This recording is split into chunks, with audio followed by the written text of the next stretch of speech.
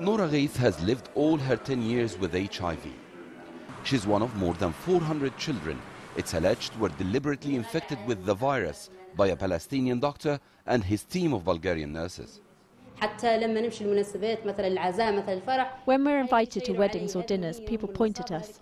That's the HIV positive girl and that's her mother, they say. We're told that she can't eat from this plate or drink from that cup. We're isolated and devastated.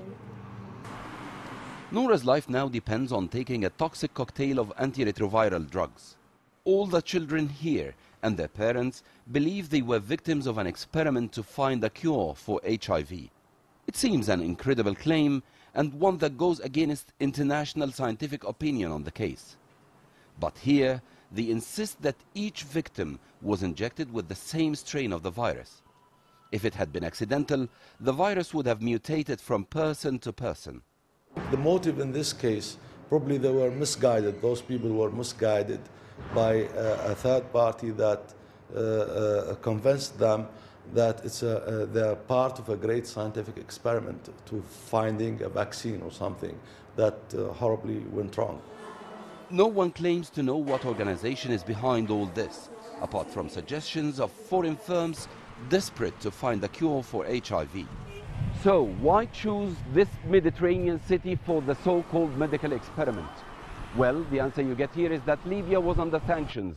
With little travel in and out of the country, patients were an untainted sample.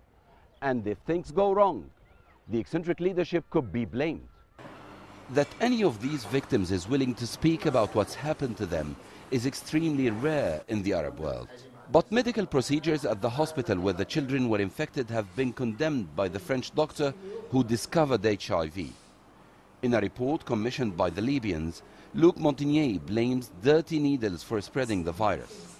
He says the outbreak almost certainly began with a single child infected by his mother and then spread. But it wasn't intentional. That latest report may be presented to the court for Wednesday's hearing.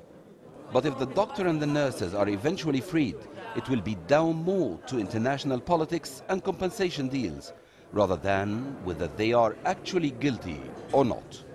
Amr Kahki, Al Jazeera, Benghazi, Libya.